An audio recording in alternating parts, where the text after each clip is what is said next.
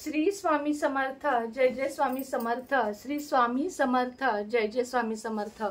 श्री स्वामी समर्थ महाराजांच्या नामस्मरणाने आजच्या व्हिडिओला सुरुवात करूया। शुभ दुपार तुम्हा सगळ्यांना। कसे आहात तुम्ही सगळे? आशा व्यक्त करते स्वस्त असाल, मस्त असाल, स्वामींच्या सेवेमध्ये रममाण असाल। लवकरच दिवाळी येत आहे, म्हणजे अगदी 2 दिवसावर दिवाळी सुरू होत आहे। लक्ष्मी पूजनच्या आधी तुम्हाला आपल्या तिजोरीमध्ये आणि बाकी काही ठिकाणी सांगते, त्या ठिकाणी एक गोष्ट टाकून तुम्हाला या सगळ्या गोष्टी साफ करायच्या आहेत। आणि इथे या सगळ्या ठिकाणी थोडीशी एक सांगते ती पावडर पण टाकायची आहे। खूपच महत्त्वपूर्ण व्हिडिओ आहे। जास्तीत जास्त जणांनी बघा, लाईक करा, शेअर करा। माझ्या नोटिफिकेशन बऱ्याच जणांना पोहोचत नाहीयेत हे मला माहिती आहे। थोडासा टेक्निकली प्रॉब्लेम झालेला आहे, तर तो लवकरच सॉल्व्ह होईल। ज्यांना नोटिफिकेशन पोहोचत नाहीयेत त्यांनी अनसबस्क्राइब करा, पुन्हा सबस्क्राइब करा आणि ऑलचं बटन दाबा, जेणेकरून तुम्हाला माझा नवीन येणारा प्रत्येक व्हिडिओ शोधावा लागणार नाही, तर तो आपोआपच दिसेल। चला तर मग आजच्या व्हिडिओला सुरुवात करूया।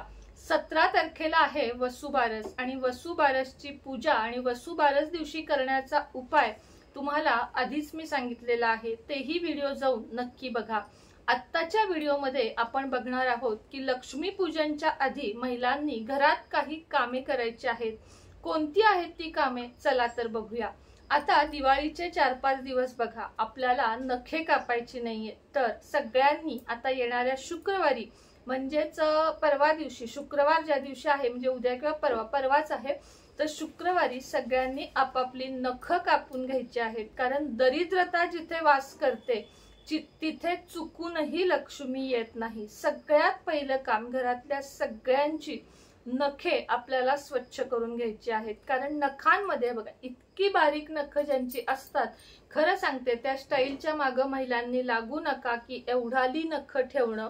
नखांमध्ये सुद्धा दारिद्र्य असतं, म्हणजे ती नख वाढणे, त्यामध्ये चुकून का होईना कितीही स्वच्छता बाळगा, त्यामध्ये घाणही जातेच। म्हणून नख मोठं असेल, केस सुद्धा जेवढे म्हणजे स्वच्छ असतील, नख जेवढी स्वच्छ असतील, आपण जितके स्वच्छ असू तितकी लक्ष्मी आपल्यापर्यंत नांदते, हे लक्षात घ्या। मग पहिली गोष्ट कोणती? तर शुक्रवारी नखे कापायची आहेत। केस आता आजपासून म्हणजे उद्यापासून दररोज आंघोळीच्या पाण्यात चिमूटभर हळद, गुलाबजल, कापूर या 2-3 गोष्टीतली एक किंवा सगळ्या वस्तू घालून तुम्हाला अगदी एवढ्या जास्त नाही आंघोळ करायची आहे। रोज आंघोळीच्या पाण्यात आता दिवाळी येईपर्यंत अगदी पंचगव्य असेल तुमच्याकडे, पंचगव्य घातलं तरीही चालेल, नसेल तर तुम्हाला या सांगितलेल्या वस्तू घातल्यात तरीही चालेल। म्हणजे ज्याला आपण म्हणतो ना शरीर शुद्धी, मन शुद्धी, सगळं काही आपल्याला करायचं आहे। त्यानंतर बघा, घरामधला फ्रीज उघडा, फ्रीज उघडा, तो संपूर्ण स्वच्छ करा। आता म्हणजे काही जे नॉनव्हेजचे प्रकार असतील तुमच्याकडे, तर आपल्याकडे आता माता लक्ष्मी येणार आहे आणि माता लक्ष्मीला या सगळ्या गोष्टी अजिबात आवडत नाहीत। त्यामुळे दिवाळीच्या 5 दिवस ओठावर, तोंडावर, चवींवर संयम ठेवायचा आहे आणि घरातल्या फ्रीज मधल्या त्या सगळ्या गोष्टी काढून टाकायच्या आहेत। काय असेल ते तुम्ही त्यातलं ते टाकून द्या, संपूर्ण टाका। म्हणजे तुम्हाला जे हवं ते तुम्ही ते काही करू शकता, पण लक्ष्मी पूजनला लक्ष्मी पूजनला आपण घरात माता लक्ष्मीची पूजा करत आहोत आणि फ्रीज मध्ये ते सगळं आहे, याला काहीच अर्थ नाही। तुम्ही सगळी भांडी घासून काढाल आणि जर फ्रीज मध्ये हे सर्व असेल तर नाही चालणार। त्यामुळे मैत्रिणींनो, याही गोष्टीकडे लक्ष द्या। साफसफाई झाली, घरातल्या जाळ्या काढल्या, टॉयलेट घासायचे आहेत, बाथरूम पांघरुण शक्य असेल त्यांनी, पाणी असेल त्यांनी, वाळत घालायला जागा असेल त्यांनी। आता माझ्या स्वतःच्या इथं सांगते, आता पांघरुण जर धुतली समजा, तर मी त्या गोष्टींना माझ्याकडे वेळ नाहीये की मी त्या संपूर्ण करू शकेन। जितकी शक्य आहे तेवढी स्वच्छता आपल्याला करायची आहे।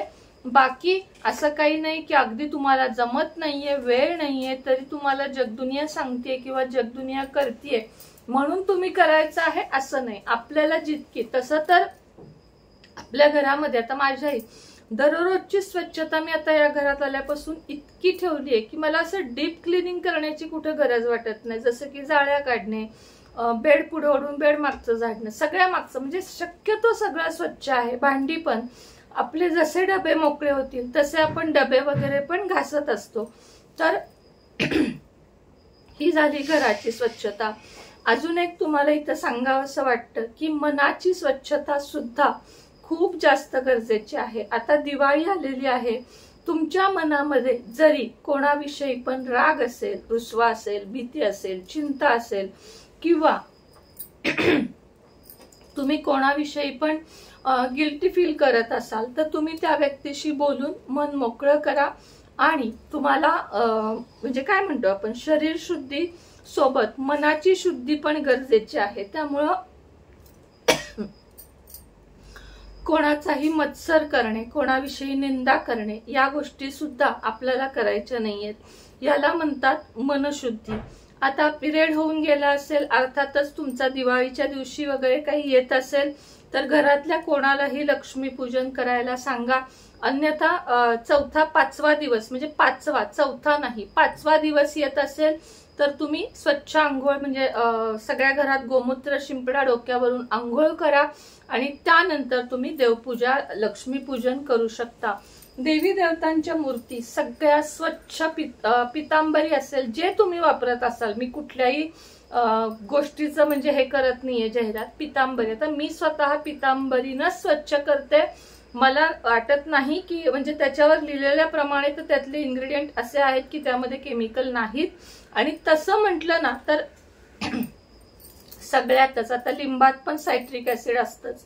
त्यामुळे मी स्वतः पितांबरीनं देव स्वच्छ केल्याशिवाय मला म्हणजे बरंच वाटत नाही की माझे देव स्वच्छ आहेत. तर तुम्ही ज्यानं कशानं करता त्यानं तुम्ही देव स्वच्छ करा, देवारा स्वच्छ करा, देवाच्या वरती काही असेल तर ते काढा, सगळ्या पंत्या, सगळे दिवे सगळं स्वच्छ करून ठेवा. नवीन पंत्या आणल्या असतील तर त्या भिजवून ठेवा 1 रात्र आणि त्याच्यानंतर वापरा, म्हणजे त्यात तेल जे आहे ते कमी शोषतात. आता वळूया मेन मुद्द्याकडे. आपली जी तिजोरी आहे, आपल्या कपाटामध्ये जी तिजोरी असते ती सर्वप्रथम स्वच्छ करा. त्यानंतर त्यात गंगाजल, गोमूत्र शिंपडा फुलाने आणि दालचिनीची पावडर करून घ्यायची आहे मिक्सरवर. आपल्या घरच्या घरीच, विकतची आणायची नाही. दालचिनीची पावडर जी असते ती सगळीकडे तुम्हाला त्या याच्यामध्ये शिंपडायची आहे, म्हणजे संपूर्ण तिजोरीमध्ये सगळीकडे स्प्रेड करायची आहे दालचिनीची पावडर. त्यानंतर देवघरात सुद्धा दालचिनीची पावडर तुम्हाला थोडी थोडीशी टाकून घ्यायची आहे. आणि आजपासून दिवाळी संपेपर्यंत रोज रात्री म्हणजे संध्याकाळी 7 वाजता उजव्या हातामध्ये दालचिनीची पावडर घ्यायची, घराच्या आतल्या दिशेला तोंड करायचं आणि घरात अशी ती दालचिनीची पावडर फुंकायची. माता लक्ष्मी घरात आलीच पाहिजे या उपायाने, असा उपाय आहे. तर अगदी छोटासा व्हिडिओ होता.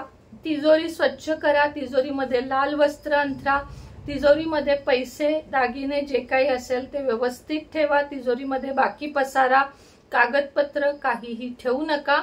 आणि जे काही आपल्या घरातलं सगळं आहे ज्याची आपल्याला पूजा करायची आहे त्या सगळ्या गोष्टी अशा प्रकारे स्वच्छ करा.